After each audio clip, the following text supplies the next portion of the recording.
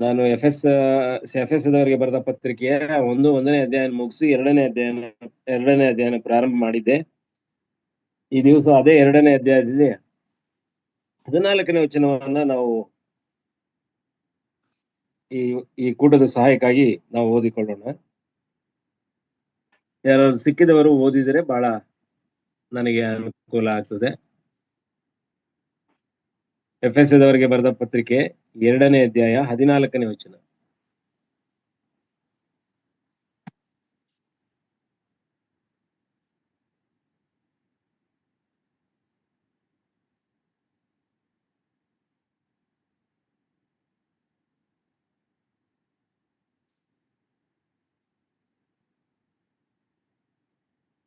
ಯಾರು ಇಲ್ಲ.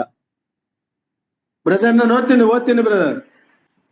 ಓದಿ ಬ್ರದರ್. ನಿಮ್ಮನ್ನು ನಮ್ಮನ್ನು ಒಂದು ಮಾಡಿದವನಾದ ಆತನೇ ನಮಗೆ ಸಮಾಧಾನಕರ್ತವಾಗಿದ್ದಾನೆ. ಆತನು ತನ್ನ ಶರೀರವನ್ನು ಸಮರ್ಪಿಸಿದರಲ್ಲಿ ವಿಧರೂಪವಾದ ಆಜ್ಞೆಗಳುಳ್ಳ ಧರ್ಮಶಾಸ್ತ್ರವನ್ನು ತೆಗೆದು ಹಾಕಿದ್ದೆ. ದ್ವೇಷವನ್ನು ಮುಗಿಸಿ ನಮ್ಮನ್ನು ಅಗಲಿಸಿದ ಅಡ್ಡ ಗೋಡೆಯನ್ನು ಕೆಡವಿ ಹಾಕಿದನು.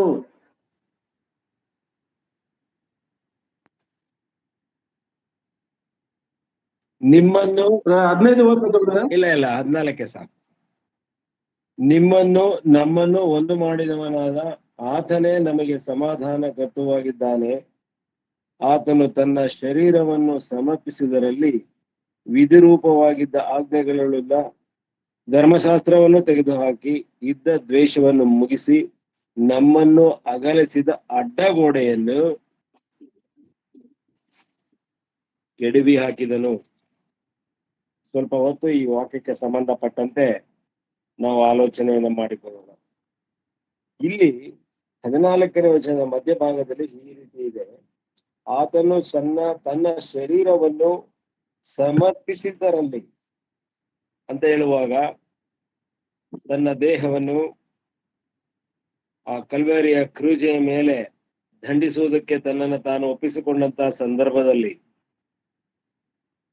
ಆತನು ಪಟ್ಟಂತ ಆ ಶ್ರಮೆ, ಮರಣ, ಭಯಂಕರವಾದಂತ ಮರಣದ ಯಾತನೆ, ಆ ಚಡಿ ಏಟುಗಳು, ಕೊರಡೆ ಏಟುಗಳು, ಮುಳ್ಳು ಮುಡಿಯಿಂದ ತಲೆಯ ಮೇಲೆ ಹಾಕಿದಂತ ದೊಡ್ಡ ಗಾಯಗಳು, ಅಷ್ಟೇ ಅಲ್ಲ ಆತನ ಕೈಕಾಲುಗಳಿಗೆ ಮೊಳೆಯನ್ನ ಜಡಿದು ಸುಡು ಬಿಸಿಲಿನಲ್ಲಿ ಆತನನ್ನ ಶಿಲುಬೆಯ ಮೇಲೆ ನೇತು ಹಾಕಿದಂತಹ ಸಂದರ್ಭವನ್ನ ಗ್ರಂಥಕರ್ತನು ಇದನ್ನು ನಮಗೆ ಜ್ಞಾಪಕ ಮಾಡುತ್ತಿದ್ದಾನೆ. ಆ ರೀತಿ ತನ್ನ ದೇಹವನ್ನ ಸಮರ್ಪಿಸಿಕೊಳ್ಳುವಾಗ, ಯಾಕಂತ ಹೇಳಿದ್ರೆ ಲೋಕದ ಸಕಲ ಜನರ ಪಾಪದ ನಿವಾರಣೆಗೋಸ್ಕರ ಕಲ್ವಾರಿಯ ಕ್ರೂಜೆಯ ಮೇಲೆ ಆತನು ಜಜ್ಜಲ್ಪಡುವುದು ತಂದೆಯಾದ ದೇವರ ಚಿತ್ತವಾಗಿತ್ತು, ಆತನ ಸಂಕಲ್ಪವಾಗಿತ್ತು. ಯಾಕಂತ ಹೇಳಿದರೆ ಬಹಳ ಜನರು ಆತನ ಹೆಸರಿನಲ್ಲಿ ನಂಬಿಕೆ ಇಟ್ಟು ಪಾಪದ ಶಿಕ್ಷೆಯಿಂದ ಬಿಡುಗಡೆ ಆಗಬೇಕಾಗಿದ್ದರಿಂದ ಆತನು ಆತನು ಆ ಯಾತನೆಯನ್ನು ಆ ಸಂದರ್ಭದಲ್ಲಿ ಅನುಭವಿಸಲೇಬೇಕಾಗಿತ್ತು. ಅದನ್ನು ನಾವು ಯೆಶಾಯನ ಪ್ರವಾದನೆ 52, 53 ಮತ್ತು 54ರಲ್ಲಿ ಹಲವಾರು ಕಡೆ ನಾವು ಅದನ್ನ ಓದಿ ಮನವರಿಕೆ ಮಾಡಿಕೊಳ್ಳಬಹುದು. ಇಲ್ಲಿ ಈ ರೀತಿ ತನ್ನ ಶಿಲುಬೆಯ ಮರಣವನ್ನ ಆತನನ್ನು ಅನುಭವಿಸುವುದರಿಂದ ಮಾಡಿದಂತ ಸಂಗತಿಗಳು ಯಾವುದು ಅಂತ ಹೇಳಿದರೆ, ಆತನು ಜಾರಿಗೆ ತಂದಂತ ಸಂಗತಿಗಳು ಯಾವುದು ಅಂತ ಹೇಳಿದರೆ, ವಿಧಿರೂಪವಾದ ಆಜ್ಞೆಗಳುಳ್ಳ ಧರ್ಮಶಾಸ್ತ್ರವನ್ನು ತೆಗೆದುಹಾಕಿ. ವಿಧಿರೂಪ ಅಂದ್ರೆ ಕಾನೂನಿನ ಪುಸ್ತಕ ಯಾವುದು? ಧರ್ಮಶಾಸ್ತ್ರ. 5 ಶಾಸ್ತ್ರಗಳು ಸತ್ಯವೇದದಲ್ಲಿ ಇರುವವು. ಅವು ಧರ್ಮಶಾಸ್ತ್ರ ಎಂಬುದಾಗಿ ಕರೆಯಲ್ಪಡುತ್ತದೆ, ಪಂಚವೇದಗಳು. ಅದರಲ್ಲಿ ದೇವರು ಇಸ್ರಾಯೇಲರಿಗೆ ಅವರು ಪರಿಶುದ್ಧರಾಗಿರುವುದಕ್ಕೋಸ್ಕರ ಅನೇಕ ಆಜ್ಞೆಗಳನ್ನ ಅಲ್ಲಿ ಕೊಟ್ಟಿರುವಂತದ್ದನ್ನ ನಾವು ಓದ್ತೇವೆ. ಆ ಆಜ್ಞೆಗಳೆಲ್ಲ ಇದ್ದ ಪ್ರಯುಕ್ತ ಯಾರೂ ಕೂಡ ದೇವರ ಬಳಿಗೆ ಹೋಗ್ಲಿಕ್ಕೆ ಆಗಿರ್ಲಿಲ್ಲ. ಯಾಕಂದ್ರೆ ಅಷ್ಟು ಕಠಿಣವಾದ ಆಜ್ಞೆಗಳು ಅವು ಆಗಿದ್ದವು. ಅದನ್ನು ಪರಿಪಾಲನೆ ಮಾಡ್ಲಿಕ್ಕೆ ಸಾಮಾನ್ಯವಾದ ಮನುಷ್ಯನಿಗೆ ಅವರಿಗೆ ಅವಕಾಶ ಇರಲಿಲ್ಲ, ಅಂದ್ರೆ ಶಕ್ತಿಯೇ ಇರಲಿಲ್ಲ. ಎಲ್ಲರೂ ನಾಶನಕ್ಕೆ ಅಂದ್ರೆ ಪಾಪದ ಶಿಕ್ಷೆಗೆ ಒಳಗಾಗಬೇಕಾಗಿತ್ತು. ಅಂತಹ ಧರ್ಮಶಾಸ್ತ್ರವನ್ನು ತೆಗೆದು ಹಾಕಿ ಅಂತ ಹೇಳುವಂದ್ರೆ, ಧರ್ಮಶಾಸ್ತ್ರವನ್ನು ತೆಗೆದು ಹಾಕಿ ಎಂಬುದರ ಅರ್ಥ ನೀವು ಯಾವ ಪಾಪ ಬೇಕಾದ್ರೂ ಮಾಡ್ರಿ ಎಂಬುದಾಗಿ ಅದರ ಅರ್ಥ ಅಲ್ಲ. ಸ್ವತಂತ್ರವಾಗಿದ್ದೀರಿ, ನೀವು ಏನ್ ಬೇಕಾದ್ರೂ ಮಾಡಬಹುದು, ಏನ್ ಬೇಕಾದ್ರೂ ಮಾಡಬಹುದು, ನಿಮ್ಗೆ ದೇವರ ಬಳಿಯಲ್ಲಿ ಸ್ಥಾನಮಾನಗಳಿದೆ ಎಂಬುದಾಗಿ ಅರ್ಥವಲ್ಲ. ಆ ಧರ್ಮಶಾಸ್ತ್ರವನ್ನೇ ಆ ದಿವಸ ಮನುಷ್ಯನ ಮೇಲೆ ಆಳ್ವಿಕೆಗಾಗಿ ಇಡಲ್ಪಟ್ಟಿತ್ತು. ಅಂದ್ರೆ ಧರ್ಮಶಾಸ್ತ್ರ ಕೊಡತಕ್ಕಂತ ತೀರ್ಪೆ ಕೊನೆಯ ಅಂತಿಮ ತೀರ್ಪಾಗಿತ್ತು. ಆ ತೀರ್ಪಿನ ಪ್ರಕಾರ ಮನುಷ್ಯ ಮರಣಕ್ಕೆ ದಾಸನಾಗಿದ್ದಾನೆ. ಅಂದ್ರೆ ಸಾವಿನ ತೀರ್ಪು ಅದರಲ್ಲಿ ಇತ್ತು. ಮರಣದಂಡನೆಯೇ ಪ್ರತಿಯೊಂದು ಪಾಪಕ್ಕೂ ಮರಣದಂಡನೆಯೇ ಮಿನಿಮಮ್ ಪನಿಷ್ಮೆಂಟ್ ಅದರಲ್ಲಿ. ಆ ರೀತಿಯಲ್ಲಿ ಇತ್ತು. ಹಾಗಾಗಿ ಯಾರು ಕೂಡ ಮರಣದಿಂದ ತಪ್ಪಿಸಿಕೊಳ್ಳುವ ಸಾಧ್ಯತೆ ಇರಲಿಲ್ಲ. ಮರಣದಂಡನೆಯಿಂದ ತಪ್ಪಿಸಿಕೊಳ್ಳುವಂತ ಸಾಧ್ಯತೆಗಳು ಧಾರ್ಮಿಕವಾಗಿ ಆ ದಿವಸ ಮೋಶೆಗೆ ಕೊಡಲ್ಪಟ್ಟಂತ ಆ ವಿಧಿರೂಪವಾದ ಧರ್ಮಶಾಸ್ತ್ರದಲ್ಲಿ ಅವಕಾಶವೇ ಇರಲಿಲ್ಲ ಬಚಾವಾಗ್ಲಿಕ್ಕೆ, ಅವನು ಅಲ್ಲಿಂದ ಹೊರಬರ್ಲಿಕ್ಕೆ ಅವನು ಮನುಷ್ಯನಿಗೆ ಯಾವ ಕಾರಣಕ್ಕೂ ಸಾಧ್ಯವಿರಲಿಲ್ಲ. ಇಂಥ ವಿಧಿರೂಪವಾದ ಆ ಒಂದು ಆಳ್ವಿಕೆಯಿಂದ ಮನುಷ್ಯರನ್ನ ತಪ್ಪಿಸಿ, ಅಂದ್ರೆ ಆಳ್ವಿಕೆಯಿಂದ ಸ್ವತಂತ್ರರನ್ನಾಗಿ ಮಾಡಿ ತನ್ನ ಪ್ರೀತಿಯ ಆಳ್ವಿಕೆಗೆ, ದೇವರು ತನ್ನ ಪ್ರೀತಿಯ ಆಳ್ವಿಕೆಗೆ ಅಂದ್ರೆ ನೀತಿಯ ಕುಮಾರನಾದ ಯೇಸು ಕ್ರಿಸ್ತನ ಮೂಲಕ ತೋರಿದಂತ ಆ ಪ್ರೀತಿಯ ಒಂದು ರೂಲಿಂಗ್, ಆ ಒಂದು ವ್ಯಾಪ್ತಿಗೆ ಮನುಷ್ಯರನ್ನ ಆತನು ತೆಗೆದುಕೊಂಡದ್ದು. ಅದನ್ನೇ ಪ್ರೀತಿಯಿಂದ ಮನುಷ್ಯರನ್ನ ನೀತಿವಂತರನ್ನಾಗಿ ಮಾಡಿದಂತ ಆ ಒಂದು ಕಾರ್ಯವೇ ಈ ವಾಕ್ಯದ ಅರ್ಥ ಎಂಬುದಾಗಿ ಒಂದು ಅಂಶದಲ್ಲಿ ಮಾತ್ರ ಹೇಳಬಹುದು. ಹೇಳುತ್ತಾ ಹೋದ್ರೆ ಹಲವಾರು ವಿಷಯಗಳನ್ನ ಇಲ್ಲಿ ತರಬಹುದು, ಆದ್ರೆ ಸಮಯದ ಕೊರತೆಯಿಂದ ಅದನ್ನ ಮಾತಾಡ್ಲಿಕ್ಕೆ ಸಾಧ್ಯವಾಗುವುದಿಲ್ಲ. ಅಂದ್ರೆ ಇದು ಪ್ರೀತಿ ರೂಪವಾದಂತ ಆಜ್ಞೆಗಳನ್ನ ದೇವರು ನಮಗೆ ಕೊಟ್ಟನು. ಧರ್ಮಶಾಸ್ತ್ರದಲ್ಲಿ ಮರಣದ ದಂಡನೆ ಆಗುವಂತ, ಶಿಕ್ಷೆ ಆಗುವಂತ, ಮನುಷ್ಯ ಸತ್ತ ನಂತರ ನರಕಕ್ಕೆ ಹೋಗುವಂತ ಶಿಕ್ಷೆಯೇ ಅದರಲ್ಲಿ ಬರೆಯಲ್ಪಟ್ಟಿತ್ತು. ಆದರೆ ಕರ್ತನಾದ ಯೇಸು ಕ್ರಿಸ್ತನು ತಾನು ಮನುಷ್ಯರ ಪಾಪಗಳ ಪ್ರಾಯಶ್ಚಿತ್ತವಾಗಿ ತನ್ನನ್ನು ತಾನು ಸಮರ್ಪಿಸಿಕೊಂಡಿದ್ದರಿಂದ ಆ ಒಂದು ಮರಣದ ಶಿಕ್ಷೆಯಿಂದ ಮನುಷ್ಯನು ಪಾರಾಗಿ ನಿತ್ಯ ಜೀವಕ್ಕೆ ನಡೆಸಲ್ಪಟ್ಟನು. ಮತ್ತು ಆತನ ಪ್ರೀತಿ ಮತ್ತು ಕೃಪೆಗಳ ಸುಂದರರಾಜ, ನೀವು ಸ್ವಲ್ಪ ಮ್ಯೂಟ್ ಮಾಡ್ಬಿಡಿ ದಯಮಾಡಿ. ಹಾಗಾಗಿ ಆ ಒಂದು ಆಳ್ವಿಕೆಯಿಂದ ನಮ್ಮನ್ನ ತೆಗೆದುಹಾಕಿ ತನ್ನ ನೀತಿಯ ಮತ್ತು ಪ್ರೀತಿಯ ಆ ಒಂದು ಆಳ್ವಿಕೆಗೆ ನಮ್ಮನ್ನ ತೆಗೆದುಕೊಂಡನು. ಅದರ ವಿಶೇಷವಾದಂತ ಕೊಡುಗೆಗಳೇನು ಅಂತ ಹೇಳಿದ್ರೆ, ನಾವು ಮನುಷ್ಯರು ದೇವರ ಮಕ್ಕಳು ಎನಿಸಿಕೊಂಡರು, ಪರಲೋಕ ಸಂಸ್ಥಾನದವರು ಎನಿಸಿಕೊಂಡರು, ನಿತ್ಯ ಜೀವಕ್ಕೆ ಪಾತ್ರರಾದರು ಮತ್ತು ಅವರಿಗೆ ನಿತ್ಯ ದಂಡನೆಯಿಂದ, ದೇವರ ಮಹಾಕೋಪದಿಂದ ಅವರು ಪಾರಾದರು. ಇಷ್ಟೆಲ್ಲ ಅವಕಾಶಗಳನ್ನ ಕೊಡುವುದಕ್ಕೋಸ್ಕರ ಆತನು ಶಿಲುಬೆ ಮೇಲೆ ತನ್ನನ್ನು ತಾನು ಜಜ್ಜಿಸಿಕೊಳ್ಳುವುದಕ್ಕಾಗಿ ಸಮರ್ಪಿಸಿಕೊಂಡು ಆ ಭಯಂಕರವಾದಂತ ಆ ಮರಣದಂಡನೆಯನ್ನು ಅಂದ್ರೆ ನಮ್ಮ ಕರ್ತನಾದ ಯೇಸು ಕ್ರಿಸ್ತನು ಅನುಭವಿಸಿದ್ದನ್ನ ಇದು 2ನೇ ಲೈನಿನಲ್ಲಿ ಗ್ರಂಥಕರ್ತನು ಜ್ಞಾಪಕ ಮಾಡಿಕೊಂಡು ನಮಗೆ ತಿಳಿಸುತ್ತಾ ಇದ್ದಾನೆ. ಮುಂದೆ ನೋಡುವಾಗ ನಾನು ಈಗಲೇ ಹೇಳಿದೆ, ದೇವರ ಕೋಪದಿಂದ ತಪ್ಪಿಸುವುದಕ್ಕೋಸ್ಕರ ಇದ್ದ ದ್ವೇಷವನ್ನು ಮುಗಿಸಿ ನಮ್ಮನ್ನು ಅಗಲಿಸಿದ ಅಡ್ಡಗೋಡೆಯನ್ನು ಕೆಡವಿ ಹಾಕಿದನು. ಅಡ್ಡಗೋಡೆ, ಕ್ರಾಸ್ ವಾಲ್. ಈ ಅಡ್ಡಗೋಡೆ ಅಂತ ಹೇಳುವಾಗ ನಾನು ಮನೆ ಸುತ್ತ ಆಗ್ತಕ್ಕಂತ, ಜಮೀನು ಸುತ್ತ ಆಗ್ತಕ್ಕಂತ ಒಂದು ಬೇಲಿ, ಇಲ್ಲವೇ ಒಂದು ತಮ್ಮ ಮನೆಗಳ ಬಂದೋಬಸ್ತಾಗಿ ಇರ್ತಕ್ಕಂತ ಯಾವ ಪ್ರಾಣಿಗಳಾಗ್ಲಿ ಅಥವಾ ಕಾಕರಗಳಾಗ್ಲಿ ಶತ್ರುಗಳಾಗ್ಲಿ ಅಷ್ಟು ಸುಲಭವಾಗಿ ಒಳಗಡೆ ಪ್ರವೇಶ ಮಾಡ್ಲಿಕ್ಕೆ ಆಗದ ರೀತಿಯಲ್ಲಿ ಅವರು ಕಾಂಪೌಂಡ್ಗಳನ್ನ ಅಂದ್ರೆ ಅಡ್ಡಗೋಡೆಗಳನ್ನ ಅವರು ಕ್ರಾಸ್ ವಾಲ್ನ ಅದನ್ನ ಕಟ್ಟಿಕೊಳ್ತಾರೆ. 6 ಅಡಿ 8 ಅಡಿ. ಅದ್ರ ಮೇಲ್ಗಡೆ ಮುಳ್ಳುಗಳು, ಗ್ಲಾಸ್ ಪೀಸಸ್, ಹತ್ತಿದ್ರೆ ಅವನಿಗೆ ಆ ಕಡೆ ಜಂಪ್ ಮಾಡೋಕೆ ಆಗ್ಬಾರ್ದು, ಇದೆಲ್ಲ ಮಾಡಿರ್ತಾರೆ. ಕೆಲವರು ಸೋಲಾರ್ ಸಿಸ್ಟಮ್ ಕರೆಂಟ್ ಕೂಡ ಬಿಟ್ಟು ಅದನ್ನ ಸೆಕ್ಯೂರಿಟಿ ಮಾಡುವುದನ್ನ ನಾನು ನೋಡಿದ್ದೇನೆ. ಅಷ್ಟೇ ಅಲ್ಲ, ಅಷ್ಟಕ್ಕೆ ಅಲ್ಲ, ಒಂದು ಪಟ್ಟಣವನ್ನು ಸುತ್ತಲೂ ಪಟ್ಟಣವನ್ನು ಕಾಯೋದಕ್ಕೆ ಸುತ್ತಲೂ ಕೂಡ ಕೋಟೆಯ ಗೋಡೆಗಳನ್ನ ಕಟ್ಟುವುದನ್ನ ನಾವು ಕಟ್ಟಿರುವುದನ್ನ, ದೇಶವನ್ನ ಕಾಯೋದಕ್ಕೋಸ್ಕರ ದೇಶದ ಸುತ್ತಲೂ ಕೂಡ ಗೋಡೆಗಳನ್ನ ನಾವು ಕಟ್ಟಿರುವುದನ್ನ ನಾವು ಗಮನಿಸ್ತೇವೆ. ಚೀನಾದ ಮಹಾಗೋಡೆ ಭಯಂಕರವಾದಂತ ದೊಡ್ಡ ಗೋಡೆ ಅದು. ಈ ಲೋಕದಲ್ಲಿ ಯಾವ ಗೋಡೆಯೂ ಅಷ್ಟೊಂದು ದೊಡ್ಡ ಗೋಡೆ ಇಲ್ಲ ಎಂಬುದಾಗಿ ತಜ್ಞರು ತಿಳಿಸ್ತಾರೆ. ಆ ರೀತಿ ಗೋಡೆ. ಆದ್ರೆ ಇದು ಅದಕ್ಕಿಂತಲೂ ಬಹಳ ಸ್ಟ್ರಾಂಗೆಸ್ಟ್ ಗೋಡೆ, ಸ್ಟ್ರಾಂಗೆಸ್ಟ್ ಕ್ರಾಸ್ ವಾಲ್ ದೇವರಿಗೂ ಮನುಷ್ಯರಿಗೂ ಮಧ್ಯೆ ನಿರ್ಮಾಣ ಆಗಿದಂತ ಸಮಯ ಅದು ಆದಾಮನು ಮತ್ತು ಅವಳು ಏಡೇನ್ ತೋಟದಲ್ಲಿ ದೇವರ ಮಾತಿಗೆ ಅವಿಧೇಯರಾದಿ ಪಾಪ ಮಾಡಿದ್ದರಿಂದ ದೇವರು ಅವರನ್ನ ಹೊರಗೆ ಆ ಏಡೇನ್ ತೋಟದಿಂದ ಹೊರಗೆ ಓಡಿಸಿ ಪುನಃ ಅವರು ಒಳಗಡೆ ಬಂದು ಜೀವವೃಕ್ಷದ ಹಣ್ಣನ್ನು ತಿನ್ನದಂತೆ ಅವರು ಮಾಡಿದ ಪಾಪಕ್ಕಾಗಿ ಸೈತಾನನ ದಾಸರಾದ್ದರಿಂದ ಸೈತಾನನ ಜೊತೆಯೇ ನೀವು ಬಾಳಬೇಕೆಂಬುದಾಗಿ ಅವರನ್ನ ಆಚೆ ದೂಡಿ ಅವರ ಒಳಗೆ ಬಾರದಂತೆ ಕೆರೂಬಿಗಳನ್ನ ಕಾವಲು ಹಾಕಿದಂತ ಗೋಡೆ ಇದು. ಈ ಗೋಡೆಯನ್ನ ದಾಟಿ ಪುನಃ ದೇವರ ಬಳಿಗೆ ಮನುಷ್ಯನು ಹೋಗ್ಲಿಕ್ಕೆ ಸಾಧ್ಯವೇ ಇರಲ್ಲ.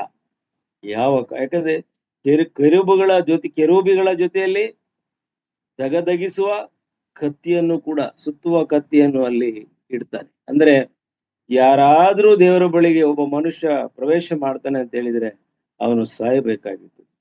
ಇದರ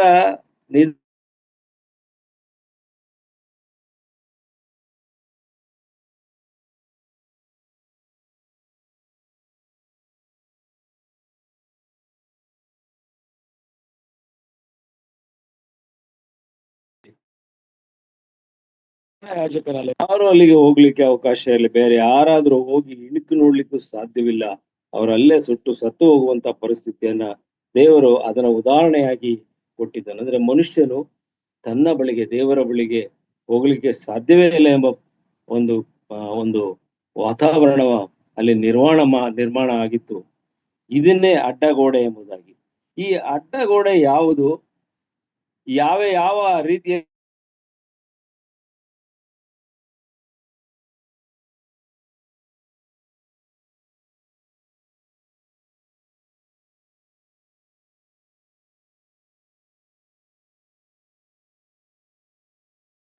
ಫಿಲಿಪ್ಪಿದವರಿಗೆ ಬರೆದ ಪತ್ರಿಕೆಯಲ್ಲಿ ಅದು ಧರ್ಮಶಾಸ್ತ್ರ ಎಂಬುದಾಗಿ. ಆ ಧರ್ಮಶಾಸ್ತ್ರವನ್ನ ಬಿಡಿಸಿ ನೋಡುವಾಗ ಅಡ್ಡಗೋಡೆಗೆ ಉಪಯೋಗ ಆಗಿರ್ತಕ್ಕಂಥ ಇಟ್ಟಿಗೆ, ಮಣ್ಣು, ಸಿಮೆಂಟ್, ಗಾರೆ ಯಾವುದು ಎಂಬುದಾಗಿ ನಮಗೆ ತಿಳಿದು ಬರ್ತದೆ. ಅಂದ್ರೆ ಇಲ್ಲಿ ನಾನು ನಿಮ್ಗೆ ಇಟ್ಟಿಗೆ ಸಿಮೆಂಟ್ ನ ಪ್ರೆಸೆಂಟ್ ಮಾಡ್ತಾ ಇಲ್ಲ ಇವತ್ತು.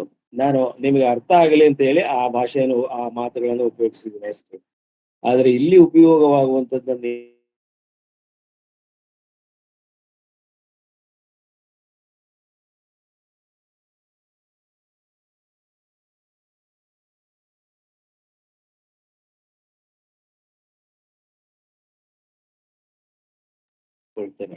ಈ ಅಡ್ಡಗೋಡೆಯ ಮೊದಲನೇ ಉಪಯೋಗ ಆಗಿರ್ತಕ್ಕಂಥದ್ದು, ಈ ಅಡ್ಡಗೋಡೆಗೆ ಮೊದಲು ಉಪಯೋಗ ಆಗಿರ್ತಕ್ಕಂಥ ವಸ್ತು ಯಾವುದು ಅಂತ ಹೇಳಿದರೆ ದೇವರ ಪರಿಶುದ್ಧತೆ, ದ ಹೋಲಿನೆಸ್ ಆಫ್ ಗಾಡ್. ಪರಲೋಕದಲ್ಲಿರುವ ತಂದೆಯಾದ ದೇವರ ಪರಿಶುದ್ಧತೆ. ನಾವು ಏಷಾಯನ ಬರೆದ ಪ್ರವಾದನೆ 6ನೇ ಅಧ್ಯಾಯ 3ನೇ ವಚನ ದಯಮಾಡಿ ಸಿಕ್ಕಿದವರು ಓದ್ಲಿದ್ರೆ ನಂಗೆ ತುಂಬಾ ಸಹಾಯ.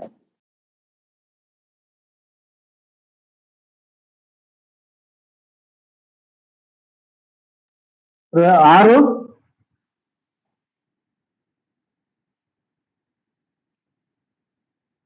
ಹಲೋ ಪರಿಶುದ್ಧನು ಎಂಬುದಾಗಿ ಯಾವಾಗ್ತದೆ.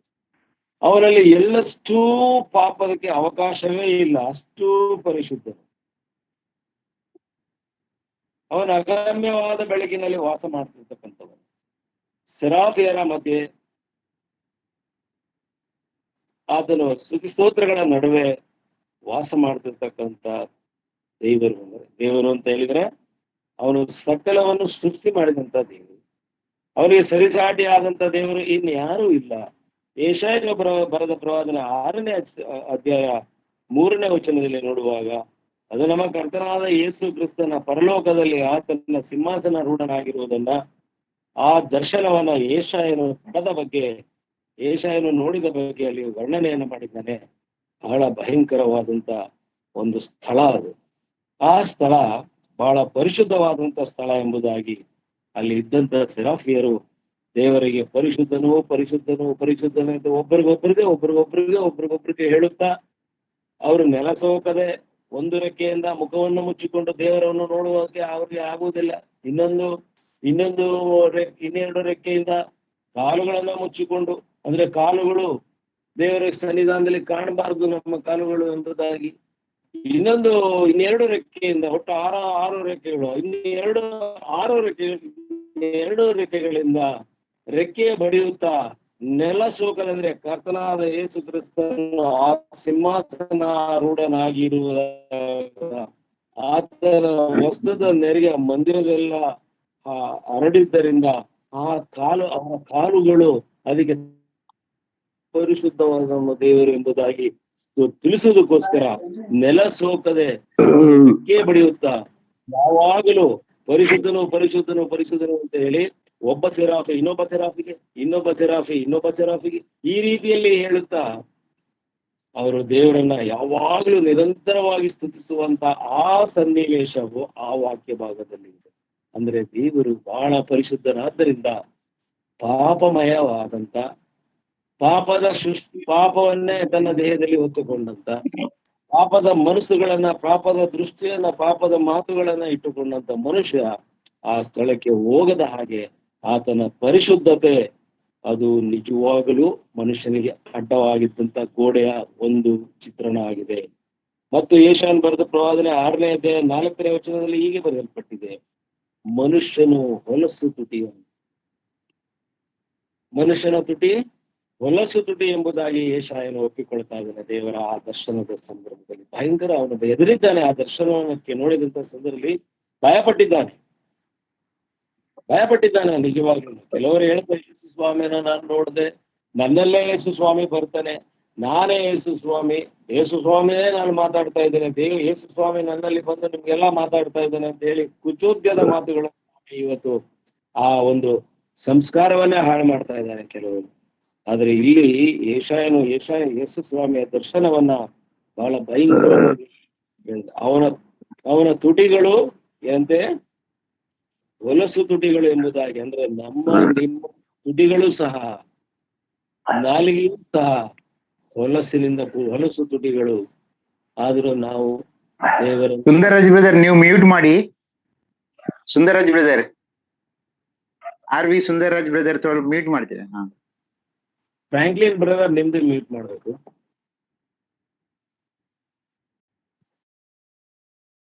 ಸುಂದರ್ ನೀವೇ ಹೋಸ್ಟ್ ಇದ್ದೀರಿ. ಓಕೆ, ನಾನು ಕಂಟಿನ್ಯೂ ಮಾಡ್ತೀನಿ. Okay, thank you. ಈಗ ಇದು ಮತ್ತೊಂದು ವಿಷಯ. ಮತ್ತೆ ಹಬಕ್ಕೂಕನ ಪ್ರವಾದನೆ 1ನೇ ಅಧ್ಯಾಯ 13ನೇ ವಚನ ಹೀಗೆ ಹೇಳ್ತದೆ. ಹಬಕ್ಕೂಕನ ಪ್ರವಾದನೆ 1ನೇ ಅಧ್ಯಾಯ 13ನೇ ವಚನ ಹೀಗೆ ಹೇಳ್ತದೆ, ಮನುಷ್ಯನು ಅಪವಿತ್ರ ಉಳ್ಳ ದೃಷ್ಟಿಯವನು. ಈಗ ತುಟಿ ಹೊಲಸು ತುಟಿ, ಮನುಷ್ಯನ ದೃಷ್ಟಿ ಇದೆಯಲ್ಲ, ಕಣ್ಣಿನ ನೋಟ, ಅದು ಅಪವಿತ್ರವಾದಂತ ನೋಟ ಎಂಬುದಾಗಿ ಹಬಕ್ಕೂಕನು ತನ್ನ ಪ್ರವಾದನೆ ಗ್ರಂಥ 1ನೇ ಅಧ್ಯಾಯ 13ನೇ ವಚನದಲ್ಲಿ ಘೋಷವಾಗಿ ಹೇಳುತ್ತಿದ್ದಾನೆ. ಅದೇ ಯೋಹಾನನು ತಾನು ಬರೆದಂತ ಮೊದಲನೇ ಪತ್ರಿಕೆ 1ನೇ ಅಧ್ಯಾಯ 5ನೇ ವಚನದಲ್ಲಿ, ಯೋಹಾನನು ಬರೆದಂತ ಮೊದಲನೇ ಪತ್ರಿಕೆ 1ನೇ ಅಧ್ಯಾಯ 5ನೇ ವಚನದಲ್ಲಿ, ದೇವರು ಬೆಳಕಾಗಿದ್ದಾನೆ, ಅವನಲ್ಲಿ ಎಷ್ಟು ಮಾತ್ರವೂ ಕತ್ತಲಿಲ್ಲ, ಅವನು ಪರಿಶುದ್ಧನು, ಅವನು ಬೆಳಕಾಗಿದ್ದಾನೆ ಮತ್ತು ಎಷ್ಟು ಮಾತ್ರವೂ ಕತ್ತಲೆ ಇಲ್ಲ. ಆದ್ದರಿಂದ ಈ ಅಪವಿತ್ರ ದೃಷ್ಟಿಯುಳ್ಳವ ಮನುಷ್ಯನು, ಹೊಲಸು ತುಟಿಯವನು ಅಲ್ಲಿಗೆ ಹೋಗ್ಲಿಕ್ಕೆ ಆಗುವುದಿಲ್ಲ. ಅದು ಆತನ ಪವಿತ್ರತೆ ಎಂಬ ಒಂದು ಗೋಡೆ. ಕೀರ್ತನೆ 86:15 ಹೀಗೆ ಬರೆಯಲ್ಪಟ್ಟಿದೆ, ದೇವರು ಕನಿಕರ ಉಳ್ಳವನು, ದೀರ್ಘಶಾಂತನು, ಬಹಳ ಪ್ರೀತಿಯು, ನಂಬಿಕೆಯೂ ಉಳ್ಳವನು. ಇಷ್ಟೆಲ್ಲಾ ಮಹಿಮಾ ಸ್ವರೂಪಿಯಾದ ದೇವರು ಮನುಷ್ಯನ ವಿಚಾರದಲ್ಲಿ ದೇವರು ಬಹಳ ಕನಿಕರ ಉಳ್ಳವನು, ದೀರ್ಘಶಾಂತನಾದವನು, ಬಹಳ ಪ್ರೀತಿಯುಳ್ಳವನು, ನಂಬಿಕೆಯುಳ್ಳವನು. ನಮ್ಮ ಕರ್ತನಾದ ಯೇಸು ಕ್ರಿಸ್ತನು ಒಂದೇ, ತಂದೆಯಾದ ದೇವರು ಇಬ್ಬರು ಒಂದೇ. 86ನೇ ಅಧ್ಯಾಯ ಕೀರ್ತನೆ 86 15 ಚೆನ್ನಾಗಿ ಓದಿಕೊಳ್ರಿ. ಆದರೆ ಕರ್ತನೆ ನೀನು ಕನಿಕರವು ಹ್ಮ್ ಕರ್ತನೆ ನೀನು ಕನಿಕರವು ದಯೆಯು ಉಳ್ಳ ದೇವರು, ದೀರ್ಘಶಾಂತನು, ಬಹಳ ಪ್ರೀತಿ ನಂಬಿಕೆ ಉಳ್ಳವನು, ಕಟಾಕ್ಷವಿಟ್ಟು ನನ್ನನ್ನು ಕರುಣಿಸು, ಸಾಕು ಸಾಕು ನಿನ್ನ brother. ಸೇವಕನಿಗೆ ಸಾಕು ಬ್ರದರ್. ಎಷ್ಟು ಚೆನ್ನಾಗಿದೆ. ಆದರೆ ಮನುಷ್ಯನು ಕಥೆಯನ್ನು ನೋಡುವಾಗ ರೋಮಾಪುರದವರೆಗೆ ಬರೆದ ಪತ್ರಿಕೆ 3ನೇ ಅಧ್ಯಾಯ 4ನೇ ವಚನ ಸಿಕ್ಕಿದ್ರೆ ಓದಿ ಬ್ರದರ್. ಆ ಮನುಷ್ಯರು ಯಾರು ಅಂತೇಳಿ ಸುಳ್ಳುಗಾರರು.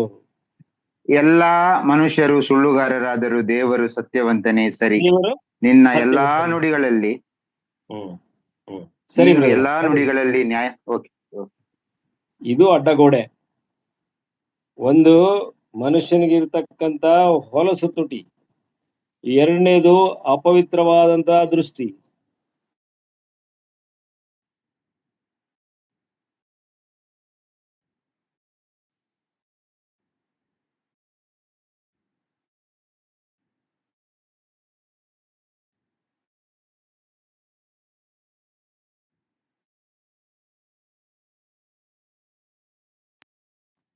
ರೋಮಾಪುರದವರಿಗೆ ಬರೆದ ಪತ್ರಿಕೆ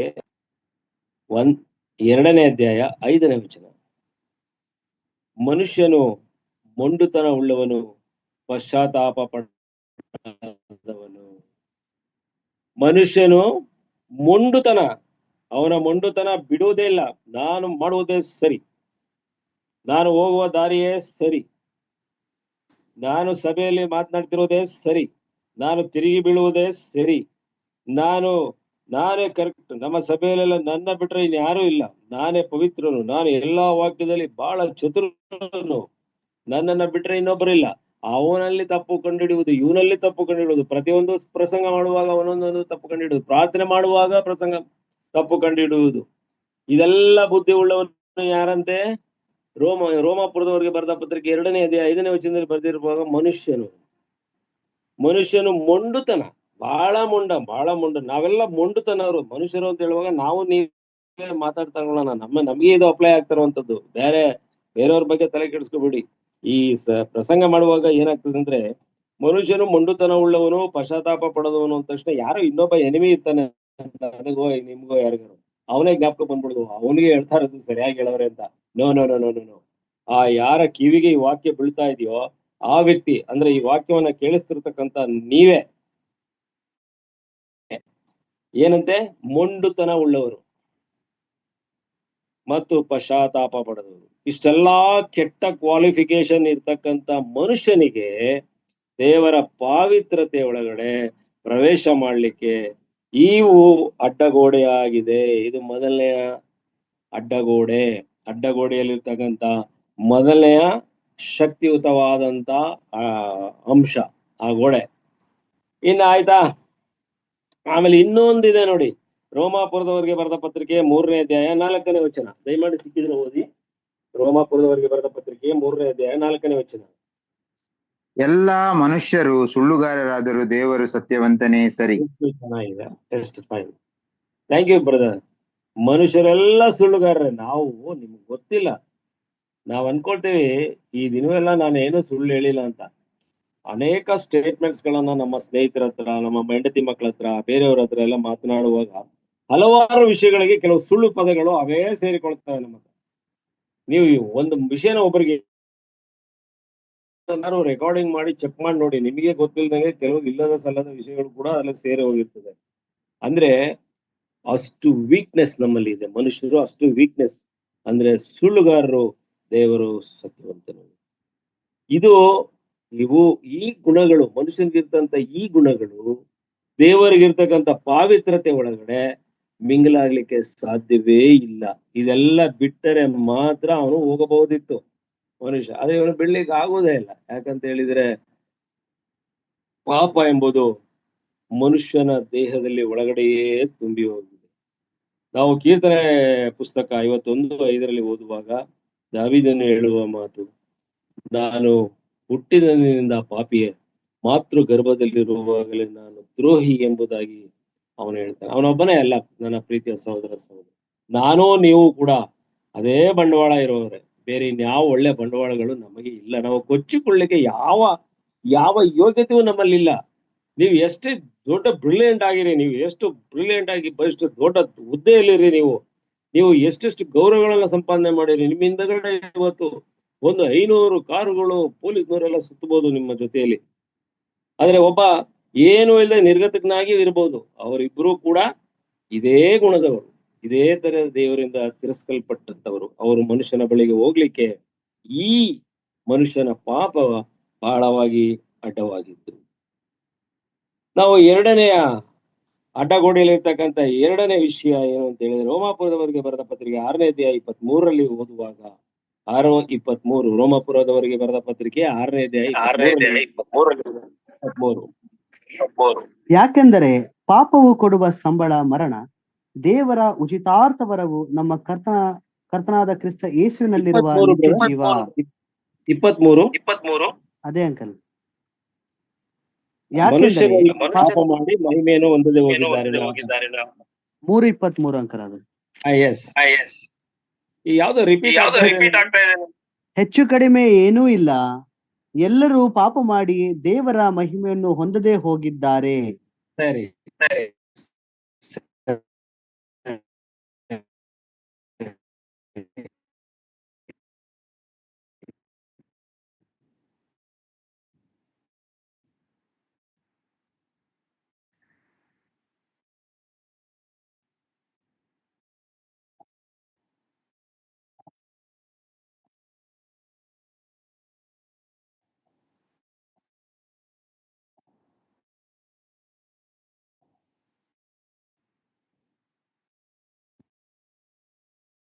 ನಾನು ಮಾತಾಡ್ತಿರುವಂತ ನಾವು ಈಗ ಎರಡನೇ ಹಂತ ಆಯ್ತು, ಮೂರನೇ ಹಂತಕ್ಕೆ ಹೋಗೋಣ. ಮೂರನೆಯ ಗೋಡೆಯ ಆ ವ್ಯವಹಾರ ಏನಿದೆ ಅಂತ ಹೇಳಿದ್ರೆ, ನೋಡಿ, ದೇವರು ಪಾಪಕ್ಕೆ ಶಿಕ್ಷಿಸುವ ಗುಣ ಅವಂದು. ನೀವು ಯಾವುದೇ ವಿಶ್ವಾಸ ಇರ್ಬೋದು, ಅವಿಶ್ವಾಸ ಇರ್ಬೋದು, ಪಾಪ ಮಾಡಿದ ಮೇಲೆ ಆ ಪಾಪ ನಮಗೆ ಶಿಕ್ಷೆ ಕೊಡದೆ ಯಾವುದೇ ಕಾರಣಕ್ಕೂ ನಮ್ಮನ್ನ ಬಿಟ್ಟು ಹೋಗುವುದಿಲ್ಲ. ಒಂದು ಕಡೆ ನೀವು ರೆಕಾರ್ಡ್ ಮಾಡ್ಕೊಳ್ಳಿ, ಒಂದ್ ಕಡೆ ಬರೆದಿಟ್ಕೊಳ್ಳಿ. ನೀವು ಅಪ್ಪಿತಪ್ಪಿಯೋ ಎಲ್ಲೋ ಒಂದು ಗೊತ್ತಿದ್ದೋ ಗೊತ್ತಾಗೋ ಎಲ್ಲವೂ ಪಾಪವೇ. ಗೊತ್ತಿದ್ದು ಮಾಡಿದ್ರು ಪಾಪ, ಗೊತ್ತಿಲ್ಲದೆ ಮಾಡಿದ್ರು ಪಾಪನೇ ಎಂಬುದಾಗಿ ಸತ್ಯವೇದ ತಿಳಿಸುತ್ತದೆ. ಯಾವುದೇ ರಿಯಾಯಿತಿ ಇಲ್ಲ. ಪಾಪ ಮಾಡಿದ ಮೇಲೆ ವಿಶ್ವಾಸಿ ಕೂಡ ಶಿಕ್ಷಿಸಲ್ಪಡ್ತಾನೆ. ನಿಮ್ಮ ಮೈಂಡ್ ನಲ್ಲಿ ಇಲ್ಲಿ ವಿಶ್ವಾಸಿ ಆದ ಕ್ಷಣಕ್ಕೆ, ಅವನು ಯೇಸು ಸ್ವಾಮಿ ನಂಬಿದ ಕ್ಷಣಕ್ಕೆ, ರೊಟ್ಟಿ ಮುರಿದ ಕ್ಷಣಕ್ಕೆ, ಪ್ರಸಂಗ ಮಾಡಿದ ಕ್ಷಣಕ್ಕೆ, ಪ್ರವಾದನೆಗಳೇ ಹೇಳಿದ ಕ್ಷಣಕ್ಕೆ, ಏನೆಲ್ಲ ನಾವು ಬಹಳ ಟೈಮಿಂಗ್ ಎಲ್ಲ ಮಾಡಿ ಎಲ್ಲ ಹೋಗಿ ಸಭೆಗಳೆಲ್ಲ ಅಟೆಂಡ್ ಮಾಡಿ ಕರೆದ ಕಡೆ ಎಲ್ಲ ವಾಕ್ಯಗಳನ್ನ ಹೇಳಿ ದೊಡ್ಡ ಬೋಧಕರು ಅನ್ಸಿಕೊಂಡ್ರೂ ಕೂಡ, ಹೊಂದಿಕೊಂಡಿದ್ರು ಕೂಡ, ಅಂತವರಿಗೂ ಕೂಡ ಪಾಪ ಮಾಡಿದರೆ ಖಂಡಿತ ಪಾಪ ಶಿಕ್ಷೆ ಇದೆ. The sin never go back without punishment. ನೀವು ನೋಟ್ ಮಾಡಿ ಇಟ್ಕೊಳ್ಳಿ. ನೀವು ಒಬ್ಬ ಸಹೋದರರಿಗೆ ಒಂದು ಸಣ್ಣ ಸುಳ್ಳು ಹೇಳಿದ್ರೆ, ಒಂದು ಸಣ್ಣ ತಪ್ಪು ಮಾಡಿದ್ರೆ, ನಿಮ್ಮ ಸಹೋದರಿಗೆ ಒಂದು ತಪ್ಪು ಮಾಡಿದ್ರೆ, ನಿಮ್ಮ ಮಕ್ಕಳಿಗೆ ಒಂದು ತಪ್ಪು ಮಾಡಿದ್ರೆ, ನಿಮ್ಮ ಮೊಮ್ಮಕ್ಕಳಿಗೆ ಒಂದು ತಪ್ಪು ಮಾಡಿದ್ರೆ, ಖಂಡಿತವಾಗಿ ಅದಕ್ಕೆ ಪೆನಾಲ್ಟಿ ಹಾಕುವಂತ ಗುಣ ನಮ್ಮ ದೇವರು. ಹೀಗಿರುವಾಗ ನಾವು ದೇವರ ಬಳಿಗೆ ಹೇಗೆ ಹೋಗ್ಲಿಕ್ಕೆ ಸಾಧ್ಯ? How is possible? ರೋಮಾಪುರದವರಿಗೆ ಬರೆದ ಪತ್ರಿಕೆ 6ನೇ ಅಧ್ಯಾಯ 23ರಲ್ಲಿ, ಅದೇ 23ರಲ್ಲಿ ಓದಿದ್ರು ಸಹೋದರು, ಪಾಪದ ಸಂಬಳ ಮರಣ. ಪಾಪದ ಸಂಬಳ ಮರಣ ಅಂತ ಹೇಳಿದ್ರೆ, ಪಾಪ ಮಾಡಿದ ಮೇಲೆ ಅವನು ಸಾಯಲೇಬೇಕು ಅಂದ್ರೆ ಈ ಶುಡ್ ಡೈ ಅಂದ್ರೆ ಅವನು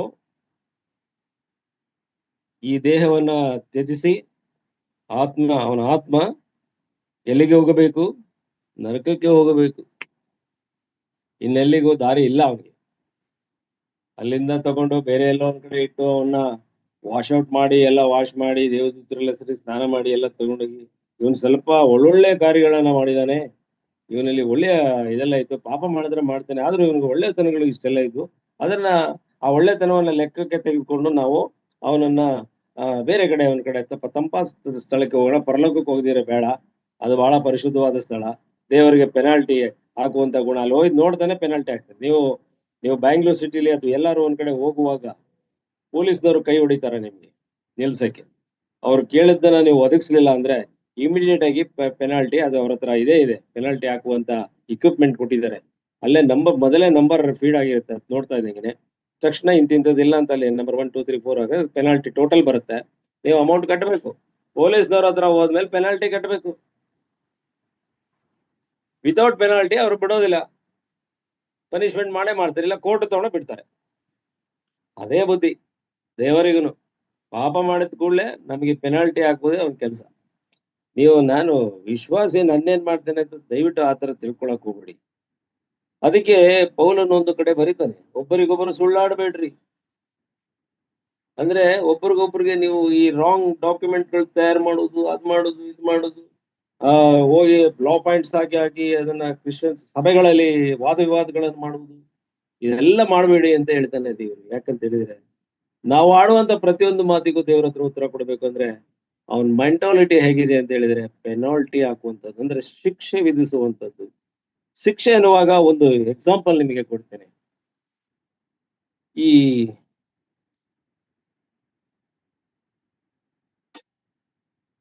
ಹಾಕಿ ಇರುತ್ತೆ ಇಲ್ಲಿ ಐಸ್ಲ್ಯಾಂಡ್ಗಳಲ್ಲಿ, ಈ ಈ ಯಾವುದು ತುಂಬಾ ಶೀತ ಪ್ರದೇಶಗಳಲ್ಲಿ ಯಾವಾಗಲೂ ಅದು ಇದು ಮಂಜಿನಿಂದ ಕೂಡಿದಂತ ಪ್ರದೇಶಗಳು. ಆ ಹೆಸರುಗಳು ನನಗೆ ಜ್ಞಾಪಕ ಬರ್ತಾ ಇಲ್ಲ. ಎಸ್ಕಿಮೋ, ಅಲ್ಲೆಲ್ಲ ಎಸ್ಕಿಮೋ ಜನಾಂಗ ಇದಾರಲ್ಲ, ಉತ್ತರ ಧ್ರುವ, ದಕ್ಷಿಣ ಧ್ರುವ, ಇನ್ನೂ ಅನೇಕ ಕಡೆ ನಮ್ಮ ಪ್ರಪಂಚದಲ್ಲಿ ಇದಾವೆ ಸ್ಥಳಗಳು. ಅಲ್ಲಿ ಒಂದು ಆಟವನ್ನ ಆಡ್ತಾರೆ, ಐಸ್ ಹಾಕಿ ಅಂತೇಳಿ. ಐಸ್ ಹಾಕಿ ಬ್ಯಾಟ್ಸ್ ನ ಒಬ್ಬನಿಗೆ ಕೊಟ್ಬಿಟ್ಟು ಐಸ್ ಇಲ್ಲ ಬೆಚ್ಚಗಿರೋ ಬಟ್ಟೆಗಳೆಲ್ಲ ಹಾಕಿ ಅವರು ಆಡ್ತಾ ಇರ್ತಾರೆ. ಆಟ ಆಡುವಾಗ ಈ ಐಸ್ ನಲ್ಲಿ ಅದು ಸ್ಕೇಟಿಂಗ್ ಹಾಕೊಂಡು ಅವ್ರು ಆಡ್ತಾರೆ. ಆಡುವಂತ ಸಂದರ್ಭದಲ್ಲಿ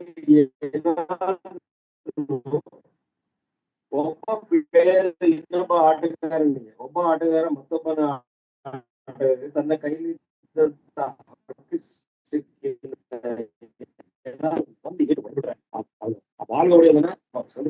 ಆ ಬಾಕ್ಸ್ ಒಳಗಡೆ ಹಾಕ್ಬಿಡ್ತಾರೆ. ಆ ಪೆನಾಲ್ಟಿ ಬಾಕ್ಸಿನ ವಿಚಿತ್ರ ವಿಷಯ ಏನಂದ್ರೆ ಕತ್ತು ಮಾತ್ರ ಬಿಟ್ಟು ತಲೆ ಮಾತ್ರ ಕಾಣ್ತಾ ಇರುತ್ತೆ. ಅವನ ಹಾಕಿ ಸ್ಟಿಕ್, ಅವನ ಕೈ ಕಾಲೆಲ್ಲ ಬಾಕ್ಸ್ ಒಳಗಡೆ ಇರುತ್ತೆ. ಅವನು ಶೇಕ್ ಮಾಡ್ಲಿಕ್ಕೆ ಆಗುತ್ತೆ. ಅವನಿಗೆ ಎಲ್ಲಿವರೆಗೆ ಶಿಕ್ಷೆ ಇರ್ತದೆ ಅಂತ ಹೇಳಿದ್ರೆ ಆಟ ಮುಗಿಯೋವರೆಗೆ, ಬೆಳಗಿಂದ ಸಾಯಂಕಾಲದವರೆಗೂ ಆ ಶಿಕ್ಷೆ ಇರುತ್ತೆ. ಆ ಶಿಕ್ಷೆಯಲ್ಲಿ ಅವನು ಅವನಿಗೆ ಆ ಟೈಮ್ ಮುಗಿಯೋವರೆಗೂ ಅವನ್ನ ಇನ್ನೊಬ್ಬ ಬಂದು ಬೀಗ ತೆಗೆದು ಅದನ್ನ ಬಿಡುಗಡೆ ಮಾಡೋವರೆಗೆ ಅವನಿಗೆ ಬಿಡುಗಡೆಯೇ ಇಲ್ಲ. ಅಲ್ಲಿ ಕೋಲ್ಡ್ ಆಗ್ಬೋದು, ಇಲ್ಲ ಹಾಟ್ ಆಗ್ಬೋದು, ಇಲ್ಲ ಅವನಿಗೆ ಬಹಳ ಭಯಂಕರವಾದ ಮರಣದ ಭಯ ಬರ್ಬೋದು. ಏನೆಲ್ಲ ಹಿಂಸೆಗಳು ಅವನು ದೈಹಿಕವಾಗಿ ಮತ್ತು ಮಾನಸಿಕವಾಗಿ ಅನುಭವಿಸ್ತಾ ಇರ್ತಾನೆ. ಅದನ್ನ ಅವನ ಮುಖದಲ್ಲಿ ತೋರಿಸ್ಕೊಳ್ತಾನೆ. ಕಿರ್ಚ್ಕೊಂಡ್ರು, ಬರ್ಚ್ಕೊಂಡ್ರು, ಏನ್ ಮಾಡಿದ್ರು ಅವನಿಗೆ ರಿಲೀಫ್ ಇಲ್ಲ. ಅದು ಕಂಪಲ್ಸರಿ ಪನಿಷ್ಮೆಂಟ್, ಪೆನಾಲ್ಟಿ ಬಾಕ್ಸ್ ಅಂತ ಹೇಳಿ ರಿಲೀಸ್ ಮಾಡಿದ್ಮೇಲೆ ಅವನು ಹೊರಗಡೆ ಬರುವುದು. ಆ ರೀತಿ ಒಬ್ಬ ವಿಶ್ವಾಸಿ ಪಾಪ ಮಾಡಿದಾಗ ದೇವರು ಪೆನಾಲ್ಟಿ ಬಾಕ್ಸ್ಗೆ ಹಾಕ್ತಾನೆ. ಅಲ್ಲಿ ಅವನು ಬಡ್ಕೊಳ್ಳೋ ಪರಿಸ್ಥಿತಿ ಬರುತ್ತೆ. ಅಯ್ಯೋ ದೇವ್ರೇ, ಅದ್ ಮಾಡಬಾರ್ದಾಗಿತ್ತಲ್ಲಪ್ಪ, ನಾನು ಮಾಡ್ಬಿಟ್ನಲ್ಲ, ಈಗ ಆಗಿ ಹೋಯ್ತಲ್ಲ, ಏನ್ ಮಾಡ್ಲಿ, ನನ್ನ ಕ್ಷಮಿಸು ಅಂತ ಹೇಳಿ ಆಗ ಬರ್ತಾನಂತ. ಸೊ ಎಕ್ಸ್ಕ್ಯೂಸ್ ಕೇಳ್ಬೇಕು. ಆಗ ಅವನ ಚಿತ್ತವಿದ್ರೆ ಪುನಃ ಆ ತಪ್ಪನ್ನ ಮಾಡೋಲ್ಲ ಎಂಬುದು ಖಾತ್ರಿ ಕೊಟ್ರೆ ಮಾತ್ರ ಅವನಿಗೆ ಬಿಡುಗಡೆ. ಇಲ್ಲದೇ ಇದ್ರೆ ಈ should dye in the penalty box. ಅವನು ಅದರಲ್ಲೇ ಸಾಯತಕ್ಕದ್ದು. ಇದು ಪಾಪ ಮಾಡುವಂತ ಮನುಷ್ಯನಿಗಿರ್ತಕ್ಕಂಥ ಪೆನಾಲ್ಟಿ, ಅಂದ್ರೆ ಶಿಕ್ಷೆಗೆ ಆ ಪಾಪದ ಶಿಕ್ಷೆ. ಈ ಪಾಪದ ಶಿಕ್ಷೆಯ ಗುಣವೇ ಆ ಅಡ್ಡಗೋಡೆ. ಈಗ ನಾವು ಕಲ್ತದ್ದು ಒಟ್ಟು 3 ಅಡ್ಡಗೋಡೆಗಳನ್ನ ನಾವು ನೋಡಿದೆವು. ಒಂದು ಆತನ ಪರಿಶುದ್ಧತೆ, ಎರಡನೇದು ಮನುಷ್ಯನ ಪಾಪ, ಮೂರನೇದು ದೇವರಿಗಿರ್ತಕ್ಕಂಥ ಶಿಕ್ಷೆಯ ಗುಣ, ದ ಕ್ರಾಸ್ ವಾಲ್. ಅಂದ್ರೆ ಅಡ್ಡಗೋಡೆಯ ಆ ಸ್ಟ್ರೆಂತ್ ಎಷ್ಟಿದೆ, ಅದರ ಬಲ, ಇವೆಲ್ಲ ಬಲ, ಸ್ಟ್ರೆಂಥನಿಂಗ್ಸ್, ಇವೆಲ್ಲ ಬಲ. ಇದು ಅವನಿಗೆ 4ನೆಯ ವಿಚಾರ ಅದರಲ್ಲಿ ಇರ್ತಕ್ಕಂಥದ್ದು, ಬಲ ಕೊಟ್ಟಿರ್ತಕ್ಕಂಥದ್ದು ಅಡ್ಡಗೋಡೆಗೆ ಯಾವ್ದಪ್ಪ ಅಂತ ಹೇಳಿದ್ರೆ ಮನುಷ್ಯನ ಆತ್ಮೀಕ ಮರಣ. ಈಗ ನಾವು ಏನ್ ಮಾಡ್ತೇವೆ, ಯಾವುದೋ ವಿಶ್ವಾಸಿಗಳು, ನಾನು ಅನ್ಯರ ಜೊತೆಗೆ ನಾನು ಮಾತಾಡ್ತಾ ಇಲ್ಲ, ಅನ್ಯರ ಬಗ್ಗೆ ನಾನು ಹೋಗುದಿಲ್ಲ, ಅವರ ಯಾವ ಮತೀಯ ಭಾವನೆಗಳನ್ನ ನನ್ನ ವಿಚಾರದಲ್ಲಿ ನಾನು ಅವ್ರನ್ನ ಮಾತಾಡುವುದಿಲ್ಲ. ಯಾಕಂತ ಹೇಳಿದ್ರೆ ಆ ಅಧಿಕಾರ ನನಗಿಲ್ಲ, ಆ ಜವಾಬ್ದಾರಿನ ಯಾರು ನನಗೆ ಕೊಟ್ಟಿಲ್ಲ. ಎರಡನೇದಾಗಿ, ನಾನು ಮಾತಾಡುವುದಿಲ್ಲ ಸತ್ಯವೇದದ ಅನುಸಾರವಾಗಿ ಹೊರತು ಬೇರೆ ಯಾವುದನ್ನು ನಾನು ಮಾತಾಡುವುದಿಲ್ಲ. ನಾಲ್ಕನೆಯ ಆ ಬಲ, ಆ ಶಕ್ತಿ, ಆ ಗೋಡೆಗೆ ಇರ್ತಕ್ಕಂಥ ಶಕ್ತಿ ಯಾವ್ದಪ್ಪ ಅಂತ ಹೇಳಿದ್ರೆ ಮನುಷ್ಯನ ಆತ್ಮೀಕ ಮರಣ. ಏನದು ಆತ್ಮೀಕ ಮರಣ? 1 ಕೊರಿಂಥ 15ನೇ ಅಧ್ಯಾಯ 22ನೇ ವಚನದಲ್ಲಿ ಏನು ಬರೀತದೆ ಅಂತ ಹೇಳಿದ್ರೆ, ಆದಾಮನಿಂದ ಎಲ್ಲರಿಗೂ ಮರಣದ ಶಿಕ್ಷೆ ಆಯ್ತು. ಆದಾಮನಿಂದ ಎಲ್ಲರೂ ಸಾಯುವಂತೆ ಆಯ್ತು. ಮೊದಲು ಆದಾಮನನ್ನ ದೇವರು ಮಣ್ಣಿನಿಂದ ಸೃಷ್ಟಿಸಿ ಅವನ ಮೂಗಿನಲ್ಲಿ ಉಸಿರನ್ನ ಊದಾಗ ಅವನ ಪಕ್ಕೆ ಎಲೆಮನ್ನ ತೆಗೆದು ಅವಳನ್ನ ಮಾಡಿ ಅವನ ಸಂಸಾರವನ್ನಾಗಿ ಮಾಡಿ ಆ ಎಡೆನ್ ತೋಟದಲ್ಲಿ ವ್ಯವಸಾಯ ಮಾಡ್ಲಿಕ್ಕೂ ಕಾಯುವುದಕ್ಕೂ ಅದನ್ನು ಇಟ್ಟಂತ ಸಂದರ್ಭದಲ್ಲಿ ಅವನ ದೇಹಕ್ಕೆ ಯಾವುದ ಮರಣವೂ ಇರಲಿಲ್ಲ, ಯಾವ ಕ್ಯಾನ್ಸರ್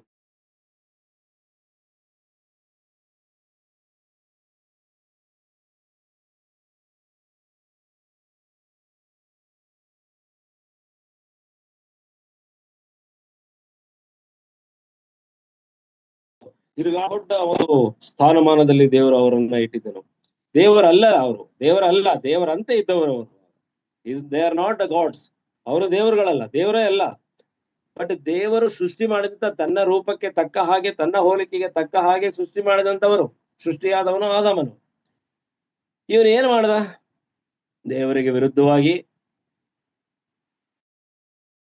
ಭೂಮಿಯೊಳಗವನ್ನ ಪ್ರವೇಶ ಮಾಡ್ಲಿಕ್ಕೆ ಕಾಯ್ಕೊಂಡು ನಿಂತಿದ್ದಂತ ಸೈತಾನನನ್ನು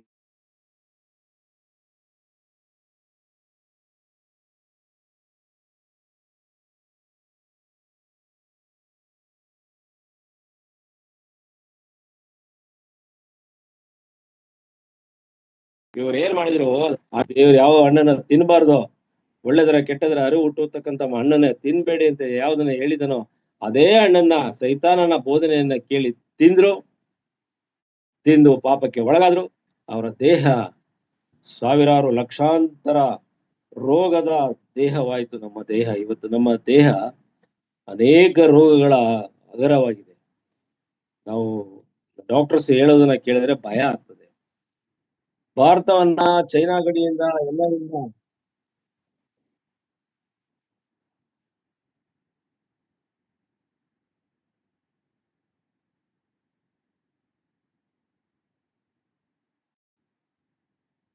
ಈಗ ಕೇಳಿಸ್ತಾ ಇದೆಯಾ? ನಿಮಗೆ ಕೇಳಿಸ್ತಾ ಇದೆಯಾ?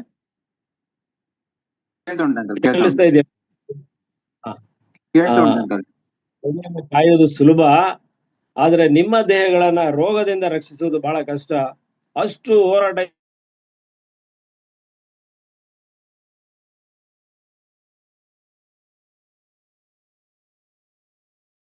ಸ್ಟಕ್ ಆಗ್ತಾ ಉಂಟು ಅಂಕಲ್ ಈಗ.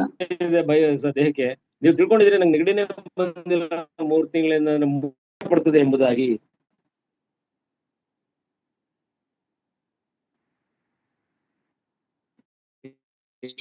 ಸ್ಟಕ್ ಆಗ್ತಾ ಉಂಟು ತುಂಬಾ ಹೇಳುವುದನ್ನ. ಕೇಳಿಸ್ತಾ ಇದೆಯಾ ಬ್ರದರ್? ಕೇಳಿಸ್ತಾ ಇದೆಯಾ? ವಿಡಿಯೋ ಬಂದ್ ಮಾಡಿ ನೋಡಿ. ಅಲ್ಲ, ಅದು ಕಾಲ್ ಬರ್ತಾ ಇದೆ, ಯಾವ್ದೋ ಒಂದು ಕಾಲ್ ಅಂದ ಹಂಗ ಆಗ್ತಾ ಇದೆ ಅಷ್ಟೇ. ಕಟ್ ಮಾಡಿದ್ದೀನಿ ಅದನ್ನ ನಾನು. ಇವಾಗ ಕೇಳಿಸ್ತಾ ಇದೆಯಾ? ಎಸ್ ಈಗ ಕೇಳ್ತಾ ಉಂಟು, ಒಳ್ಳೆ ಕೇಳ್ತಾ. ಓಕೆ. ಈ ಅದರ ಪ್ರಕಾರ ಮನುಷ್ಯನ ಆತ್ಮಿಕ ಮರಣ ಅಂತ ಹೇಳುವಾಗ ಪಾಪ ಮಾಡಿದಾಗ ನಾವು ಮರಣಕ್ಕೆ ದಾಸರಾಗ್ತೇವೆ. ಇದು ಜ್ಞಾಪಕ ಇರಲಿ. ಮತ್ತೆ ನಾವು ದೇವರ ಬಳಿಯಲ್ಲೇ ಅಂತ ತಿಳ್ಕೊಂಡು ಆ ಪಾಪವನ್ನು ಬಿಟ್ಟು ಕ್ಷಮಾಪಣೆ ಕೇಳುವಾಗ ಪುನಃ ದೇವರ ಮಕ್ಕಳ ಕಥೆಯಲ್ಲಿ ಎಂಬುದಾಗಿ ನಾವು ಇದೇ ಎಫೆಸದವರೆಗೆ ಬರೆದ ಪತ್ರಿಕೆಯಲ್ಲಿ ಸ್ಪಷ್ಟವಾಗಿ ಓದ್ತೇವೆ. ಅದನ್ನ ಮತ್ತೊಮ್ಮೆ ನೋಡೋಣ. ಈಗ ಇದು 4ನೆಯದು ಆತ್ಮಿಕ ಮರಣ ಅಂತ ಹೇಳುವಾಗ ಎಷ್ಟೋ ಜನ ವಿಶ್ವಾಸಿಗಳು ತಮ್ಮ ತೊಂದರೆಯಿಂದಲೋ, ಕಾಸಿಂದ ದುಡ್ಡಿನ ತೊಂದರೆಯಿಂದಲೋ, ರೋಗದ ತೊಂದರೆಯಿಂದಲೋ, ಮತ್ತೊಂದು ತೊಂದರೆಯಿಂದಲೋ ಈ ಪ್ರೇಯರ್ ರಿಕ್ವೆಸ್ಟ್ ಎಂಬ ಮತ್ತೆ ಡೈಲಿ ಪ್ರೇಯರು, ಆ prayer, mid night prayer, all night prayer ಅಂತ ಹೇಳಿ ಮಾಡ್ಕೊಂಡು ಅದರಿಂದ ನಮಗೆಲ್ಲ ಕರ್ತನಿಂದ ಅಲ್ಲ, ಕರ್ತನನ್ನ ಆ ರೀತಿ ಕೇಳೋದ್ರಿಂದ ನಮಗೆ ವರ ಸಿಗ್ತದೆ ಎಂಬುದಾಗಿ ನಾವು ಕರ್ತನಾದ ಯೇಸು ಕ್ರಿಸ್ತನನ್ನ ಬಗಲಿಗೆ ಇಟ್ಟು ಮಾಡುವಂತದ್ದ ಅದು ಕೂಡ ಆತ್ಮೀಕ ಮರಣ ಆಗಿದೆ. ಮತ್ತೆ ಇನ್ನೂ ಕೆಲವರು ಯಾತ್ರಾ ಸ್ಥಳಗಳಿಗೆ ಹೋಗ್ತಾರೆ. ದೊಡ್ಡ ಯಾತ್ರಾ ಸ್ಥಳಗಳಿಗೆ ಹೋಗಿ ಅಲ್ಲಿ ಪ್ರೇಯರ್ ಆಯಿಲ್ ಅಂತೆ, ಪ್ರೇಯರ್ ನೀರಂತೆ, ಇದೆಲ್ಲ ತಗೊಂಡ್ ಬಂದು ಮಂಡಿ ನೋವು, ಕೈಕಾಲು ನೋವಿಗೆಲ್ಲ ಹಚ್ಕೊಂಡು ಪ್ರೇಯರ್ ಮಾಡಿದ್ರೆ ಅದು ವಾಸಿ ಆಗುತ್ತೆ ಅನ್ನೋ ಭ್ರಮೆ. ಇನ್ನು ಕೆಲವರು ಮನೆಯ ಸುತ್ತ ದೇವರ ಸೇವಕರನ್ನ ಕರೆಸಿ ಏನೆಲ್ಲ ಮಾಡಿ ಇಲ್ಲಿ ಯಾವ ದೇವ ಪೇಡಿ ಪಿಸಾಚಿಗಳು ಮಾಟ ಮಂತ್ರಗಳು ಯಾವುದು ಇವ್ರ ಮನೆ ಹತ್ರ ಬರಬಾರದು ಎಂಬುದಾಗಿ ಪ್ರಾರ್ಥನೆ ಮಾಡಿಸಿ ಅದಕ್ಕೆಲ್ಲ ಅಷ್ಟದಿಗ್ಬಂಧನ ಮಾಡಿಸ್ತಾರೆ ಕೆಲವರು. ಇವೆಲ್ಲ. ಆಮೇಲೆ ಇನ್ನು ಕೆಲವರು ವೆಳಂಕಣ್ಣಿ ಅದ್ಯಾವುದಕ್ಕೆ ಬೇಕಾದಷ್ಟು ಜಾಗಗಳಿದೆ, ಅಲ್ಲೆಲ್ಲ ಹೋಗಿ ಮೇಣದ ಬತ್ತಿ ಹಚ್ಕೊಂಡು ಅಲ್ಲೇನೋ ಯಾರೋ ಪ್ರಾರ್ಥನೆ ಮಾಡಿಸ್ಕೊಂಡು ಏನೆಲ್ಲಾ ಮಾಡ್ತಾರ್ರಿ. ಕರ್ತನಾದ ಯೇಸು ಕ್ರಿಸ್ತನು ಹೇಳಿದನು ಮತ್ತಾಯನ ಬರೆಸುವಾರ್ತೆ 28ನೇ ಕೊನೆಯ ಭಾಗದಲ್ಲಿ, ನೋಡ್ರಿ ಯುಗದ ಸಮಾಪ್ತಿಯವರೆಗೂ ಎಲ್ಲಾ ದಿವಸ ನಿಮ್ಮ ಸಂಗಡ ಇರ್ತೀನಿ ಅಂತಂದ್ರೆ ಯೇಸು ಸ್ವಾಮಿ ಹುಡಿಕೊಂಡು ಎಲ್ಲ ಹೋಗ್ತಾರೆ, ದೋರ್ನಳ್ಳಿಗೆ ಹೋಗ್ತಾರೆ, ಇನ್ನು ಕೆಲವರು ಯಾವ್ಯಾವ್ದೋ ಊರುಗಳಿಗೆ ಹೋಗ್ತಾರೆ. ದೇವರು ನಿಜವಾಗ್ಲೂ ಮೆಚ್ಚುವುದಿಲ್ಲ. ಎಲ್ಲವೂ ಆತ್ಮೀಕ ಮರಣ ಅಂದ್ರೆ ಆತ್ಮಿಕ ವ್ಯಭಿಚಾರ ಎಂಬುದಾಗಿ ಕರೆಯಲ್ಪಡ್ತದೆ. ವ್ಯಭಿಚಾರ ಮಾಡಿದವನು ಸಾಯ್ತಾನಂತೆ. ಹಾಗೆ ಆತ್ಮಿಕ ವ್ಯಭಿಚಾರ ಎಂಬುದಾಗಿ ನಾವು ಆತ್ಮಿಕ ವ್ಯಭಿಚಾರದ ಬಗ್ಗೆ ಒಂದು ಟಾಪಿಕ್ ಮಾಡಿ ಮಾತಾಡೋಣ ಮುಂದಿನ ಸಮಯದಲ್ಲಿ. ಆ ರೀತಿ ಲೂಸ್ ಮೈಂಡ್ ಅಂದ್ರೆ ಬಲಹೀನತೆಯ ಮೆಂಟಾಲಿಟಿ ಮನುಷ್ಯನಿಗೆ ಇರೋದ್ರಿಂದ, ಈ ಬಲಹೀನತೆ ಅವನಲ್ಲಿ ಇರೋದ್ರಿಂದ ಅವನು ದೇವರ ಆ ಗೋಡೆಯನ್ನು ದಾಟಿ ಹೋಗ್ಲಿಕ್ಕೆ ಸಾಧ್ಯ ಇಲ್ಲ. ಮತ್ತೆ 5ನೇದು ಕೊನೆಯದಾಗಿ ನಾನು ಹೇಳುವಂಥದ್ದು ಅನ್ರೈಚಸ್ನೆಸ್, ಅನೀತಿವಂತಿಕೆ. ಕೆಲವರು ಏನ್ ಮಾಡ್ತಾರೆ, ನಾವು ಸಾಚು ತಪ್ಪದೆ 10 ದಶಮಾಂಶವನ್ನ ನಾವು ಸಭೆಗೆ ಕೊಟ್ಟುಬಿಟ್ರೆ ದೇವರು ಸುಧಾರವನ್ನು ಕೊಡ್ತಾರೆ. ಇನ್ನು ಕೆಲವರು ಒಳ್ಳೊಳ್ಳೆ ಕೆಲಸಗಳನ್ನ ಮಾಡುವಂಥದ್ದು, ಕೆಲವರಿಗೆ ಬಟ್ಟೆ ದಾನ ಮಾಡುವುದು, ಕೆಲವರಿಗೆ ಹಣ ದಾನ ಮಾಡುವುದು, ಕೆಲವರಿಗೆ ರೇಷನ್ ದಾನ ಮಾಡುವುದು, ದೇವರ ಹೆಸರಿನಲ್ಲಿ ಮಾಡ್ತಾ ಇದೀವಿ ಅಂತ ಎಲ್ರಿಗೂ ಹೇಳ್ಕೊಂಡು ಅದನ್ನು ಮಾಡುವುದು. ಇನ್ನು ಕೆಲವರು ನಾವು ಈ ಶನಿವಾರ ರಾತ್ರಿ ಉಪವಾಸದ ಪ್ರಾರ್ಥನೆಯನ್ನ ಮಾಡ್ತೀವಿ ಅಂತ ಹೇಳಿಕೊಂಡು ಮಾಡುವಂಥದ್ದು ಇವೆಲ್ಲ. ನೀವು ದಾನ ಧರ್ಮಗಳನ್ನ ಮಾಡ್ರಿ, ಆದ್ರೆ ಆಶೀರ್ವಾದ ಬೇಕು ಅಂದ್ರೆ ಇನ್ನೊಬ್ಬರಿಗೆ ಗೊತ್ತಾಗಬಾರ್ದು. ಬಲಗೈಲಿ ಕೊಟ್ಟಿದ್ದು ಎಡಗೈಗೆ ಗೊತ್ತಾಗಬಾರದು ಎಂಬುದಾಗಿ ಕರ್ತನಾದ ಯೇಸು ಕ್ರಿಸ್ತನು ನಮಗೆ ತಿಳಿಸುತ್ತಾನೆ ಸುವಾರ್ತಾ ಪುಸ್ತಕದಲ್ಲಿ. ಆ ರೀತಿಯಲ್ಲಿ ಮಾಡ್ರಿ. ನೀವು ನೋಡೋದಕ್ಕೆ ಇವನೇನಪ್ಪ ₹1 ಯಾರಿಗೂ ಕೊಡಲ್ಲ, ಏನು ಇಲ್ಲ, ಆ ರೀತಿ ಅನ್ಸ್ಕೋಬೇಕು ನೀವು. ಅದನ್ನ ಬಿಟ್ಬಿಟ್ಟು ಇವನು ಬಹಳ ದಾನ ಮಾಡ್ತಾನಪ್ಪ, ಇವನೆಲ್ಲ ಕೊಡ್ತಾನಪ್ಪ ಅಂತ ಹೇಳಿ ಇದು ಪುಕಾರ್ ಮಾಡ್ಕೊಳ್ಳೋದು. ನಾನು ಹಿಂಗ್ ಮಾಡ್ತಾ ಇದ್ದೀನಿ, ಎಷ್ಟು ಖರ್ಚು ಮಾಡ್ತಾ ಇದ್ದೀನಿ, ಕಾನ್ಫರೆನ್ಸ್ ಆಗ್ಬಿಟ್ರೆ ಊಟ ಎಲ್ಲ ನಂದೆ, ಆ ಯೂತ್ ಮೀಟಿಂಗ್ ಆಗ್ಬಿಟ್ರೆ ಅಕ್ಕಿ ಎಲ್ಲ ನಂದೆ ಅಂತ ಈ ತರ ಎಲ್ಲ ಹೇಳಿಸ್ಕೊಂಡು ಹೊಗಳಿಸ್ಕೊಂಡು ಚಿತ್ರಗಳನ್ನ ಬೋರ್ಡ್ಗಳಲ್ಲಿ ಬರ್ಸ್ಕೊಂಡು ಅವ್ರ ಹೆಸರುಗಳನ್ನ ಚರ್ಚ್ ಬಿಲ್ಡಿಂಗ್ ಕಟ್ಟುವಾಗ ಕೆಲವರೆಲ್ಲ ಬರ್ಸ್ಕೊತಾರೆ 10 ಲಕ್ಷ ಫರ್ನಾಂಡಿಸ್, ರೊನಾಲ್ಡ್ ಮತ್ತು ಕುಟುಂಬದವರು. ಆಶೀರ್ವಾದ ಇಲ್ಲ ರೀ ಅದಕ್ಕೆ. ಇದು ಅನ್ರೈಚಸ್ನೆಸ್. ಈ ತರವಾದಂತ ಸ್ವಾರ್ಥ ಬುದ್ಧಿಯಿಂದ ದೇವರನ್ನ ಮೆಚ್ಚಿಸಕ್ಕೆ ಹೋಗುವಂಥದ್ದು. ಇದು ಕೂಡ ಅಡ್ಡಗೋಡೆಯಲ್ಲಿ ಮತ್ತೊಂದು ಅಂಶ ಆಗಿದೆ. ಈ 5 ಅಂಶಗಳು ದೇವರಿಗೂ ಮನುಷ್ಯನಿಗಿರ್ತಕ್ಕಂಥ ದೊಡ್ಡ ಭಯಂಕರವಾದಂತ, ಯಾರಿಂದಲೂ ದಾಟಲಾಗದಂತ, ಯಾರಿಂದಲೂ ಮುರಿದು ಹಾಕದಂತ, ಕೆಡವಿ ಹಾಕಲು ಆಗದಂತ ಅಡ್ಡಗೋಡೆ. ಈಗ ಅಡ್ಡಗೋಡೆ ಅಂದ್ರೆ ನಿಮಗೆ ಚೆನ್ನಾಗಿ ಅರ್ಥ ಆಗಿದೆ. ಆದ್ರೆ ಮತ್ತಾಯನ ಬರೆಸುವಾರ್ತೆ 27, 46, 51ರಲ್ಲಿ ಓದುವ ಪ್ರಕಾರ ಅದೊಂದು ವಾಕ್ಯವನ್ನ ಓದ್ರಿ. ಮತ್ತಾಯನ ಬರೆಸುವಾರ್ತೆ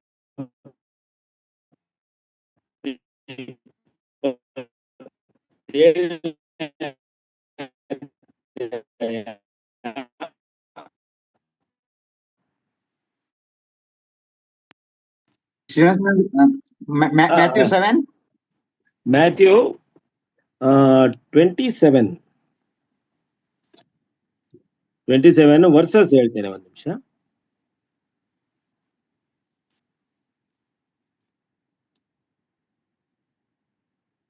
ಆ 51 ಮಾತ್ರ ಓದಿ ಸರ್. ಆಗ ಇಗೋ ದೇವಾಲಯದ ತೆರಿಗೆಯು ಮೇಲಿಂದ ಕೆಳಗಿನವರೆಗೂ ಹರಿದು 50ರಿಂದ ಓದಿ ಬ್ರದರ್, 50ರಿಂದ ಓದಿ. ಯೇಸು ತಿರುಗಿ ಮಹಾಧ್ವನಿಯಿಂದ ಕೂಗಿ ಪ್ರಾಣ ಬಿಟ್ಟನು. ಆಗ ಇಗೋ ದೇವಾಲಯದ ತೆರಿಗೆಯು ಮೇಲಿಂದ ಕೆಳಗಿನವರೆಗೂ ಹರಿದು 2 ಭಾಗವಾಯಿತು. ಆಗ ಯೇಸು ತಿರುಗಿ ಮಹಾಧ್ವನಿಯಿಂದ ಕೂಗಿ ಪ್ರಾಣ ಬಿಟ್ಟನು. ಆಗ ಇಗೋ ದೇವಾಲಯದ ತೆರೆಯು ಮೇಲಿಂದ ಕೆಳಗಿನವರೆಗೂ ಹರಿದು 2 ಭಾಗವಾಯಿತು. ಅಂದ್ರೆ ದೇವರಿಗೂ ಮನುಷ್ಯರಿಗೂ ನಡುವೆ ಇದ್ದಂತ ಆ ಗೋಡೆಯನ್ನ, ಈ ಹೇಳಿದನಲ್ಲ 5 ಅಂಶಗಳಿಂದ ಕಟ್ಟಲ್ಪಟ್ಟಂತ ಭಯಂಕರವಾದಂತ ಬಹಳ ಕಠಿಣವಾದಂತ ಗೋಡೆಯನ್ನ ನಮ್ಮ ಕರ್ತನಾದ ಯೇಸು ಕ್ರಿಸ್ತನು ಆ ದಿವಸ ಶಿಲುಬೆ ಮೇಲೆ ತನ್ನ ಪ್ರಾಣವನ್ನು ತನ್ನ ತಂದೆಯಾದ ದೇವರಿಗೆ ಒಪ್ಪಿಸುವಾಗ ಅದನ್ನು ಕೆಡವಿ ಹಾಕಿದ್ದಾನೆ. ನನ್ನ ಪ್ರೀತಿಯ ಸಹೋದರ ಸಹೋದರಿ, ದೇವಾಲಯ ತೆರೆ ಅಂತ ಹೇಳುವಾಗ ಪರಿಶುದ್ಧ ಸ್ಥಳ ಮತ್ತು ಮಹಾಪರಿಶುದ್ಧ ಸ್ಥಳಕ್ಕೆ ನಡುವೆ ಇದ್ದಂತ ಒಂದು ತೆರೆಯನ್ನ ಅದು ಹರಿದು ಹೋಯಿತು. ಆಗ ಹೊರಗಡೆ ಇದ್ದಂತ ಎಲ್ಲಾ ವಿಶ್ವಾಸಿಗಳು ಆ ಮಹಾಪರಿಶುದ್ಧ ಸ್ಥಳಕ್ಕೆ ಪ್ರವೇಶ ಮಾಡುವಂತ ಆ ಒಂದು ಯೋಗ್ಯತೆಯನ್ನ ಕರ್ತನಾದ ಯೇಸು ಕ್ರಿಸ್ತನು ತನ್ನ ಮರಣ ಪುನರುತ್ಥಾನದ ಮೂಲಕ, ತನ್ನ ಆ ಪವಿತ್ರವಾದ ರಕ್ತದ ಮೂಲಕ, ರಕ್ತದ್ವಾರದ ಮೂಲಕ ಪ್ರತಿಯೊಬ್ಬರಿಗೂ ಅವಕಾಶವನ್ನು ಕೊಟ್ಟರು, ಅವಕಾಶ ಮಾಡಿಕೊಟ್ಟರು. ದೇವಾಲಯದ ತೆರೆ ಹರಿಯಲ್ಪಟ್ಟಿತು ಅಂತ ಹೇಳಿದ್ರೆ ನೀತಿ ನಿಯಮಗಳ ದಾಸತ್ವದಿಂದ ನಾವು ಬಿಡುಗಡೆಯಾಗಿ ಕೃಪೆಗೆ ದಾಸರಾದೆವು. ಮರಣದಿಂದ ಪಾರಾಗಿ ನಿತ್ಯ ಜೀವಕ್ಕೆ ನಡೆಸಲ್ಪಟ್ಟೆವು. ಸೈತಾನನ ಕಪಿಮುಷ್ಟಿಯಲ್ಲಿ ಇದ್ದಂತ, ಅವನ ಬಲೆಯಲ್ಲಿ ಇದ್ದಂತ ನಾವು ಅದರಿಂದ ಬಿಡಿಸಲ್ಪಟ್ಟು ದೇವರ ಮಕ್ಕಳಾಗಿ ಸ್ವತಂತ್ರವಾಗಿ ಹಾರಾಡುವ ಪಕ್ಷಿಗಳಾಗಿ. ಇಷ್ಟು ಮಾಡಬೇಕಾದ್ರೆ ಆ ದೇವರ ರೌದ್ರವೆಂಬ ಏನೂ ಬೆರೆಸದ ಹಾಕಿದಂತ ಆ ದ್ರಾಕ್ಷಾರಸವನ್ನ ನಮ್ಮ ಕರ್ತನಾದ ಯೇಸು ಕ್ರಿಸ್ತನ ಆ ದಿವಸ ಬೇಕಾಗಿತ್ತು. ತನ್ನ ರಕ್ತವನ್ನು ಚೆಲ್ಲಲ್ಪಡಬೇಕಾಗಿತ್ತು, ಚೆಲ್ಲಿದನು. ಈ ಎಲ್ಲಾ ಕಾರ್ಯಗಳಿಂದ ಮೃತ್ಯುಂಜಯಶೀಲನಾಗಿ ಅವನು ಎಬ್ಬಿಸಲ್ಪಟ್ಟಿದ್ದರಿಂದ ಈ ದಿವಸ ಪರಲೋಕ ಸಂಸ್ಥಾನದಲ್ಲಿ ಆತನು ದೇವರ ಬಲಪಾರ್ಶ್ವದಲ್ಲಿ ಕುಳಿತಿರುವುದರಿಂದ, ನಮಗಾಗಿ ನಿಮಗಾಗಿ ವಿಜ್ಞಾಪನೆ ಮಾಡುತ್ತಿರುವುದರಿಂದ ನಮಗೆ ಈಗ ದೇವರ ಬಳಿಗೆ ಹೋಗುವಂತ ಧೈರ್ಯ ನಮಗೆ ಬಂದಾಯಿತು. ಅಂದ್ರೆ ಎಂತ ಪಾಪಿಯೂ ಕೂಡ ಕರ್ತನಾದ ಯೇಸು ಕ್ರಿಸ್ತನನ್ನ ನಂಬಿ ತನ್ನ ಸ್ವಂತ ರಕ್ಷಕನಾಗಿ ಅಂಗೀಕಾರ ಮಾಡಿಕೊಳ್ಳುವ ಗೋಡೆಯು ಅಡ್ಡಲಾಗಿ ಬರುವುದಿಲ್ಲ. ಅವನು ದೇವರ ಕರ್ತನಾದ ಯೇಸು ಕ್ರಿಸ್ತನ ಮೂಲಕ ದೇವರ ಪರಿಶುದ್ಧ ನಿವಾಸಕ್ಕೆ ಆತನು ಪಾದಾರ್ಪಣೆ ಮಾಡ್ತಾನೆಂಬುದಾಗಿ ಎಫೆಸದವರಿಗೆ ಬರೆದ ಪತ್ರಿಕೆ 2ನೇ ಅಧ್ಯಾಯದ 14ನೇ ವಚನದ ಮುಖ್ಯ ತಾತ್ಪರ್ಯವಾಗಿರ್ತದೆ. ದೇವರ ಈ ವಾಕ್ಯಗಳನ್ನ ನಮ್ಮೆಲ್ಲರಿಗೆ ಆಶೀರ್ವಾದಿಸಲಿ. Thank you so much to everyone.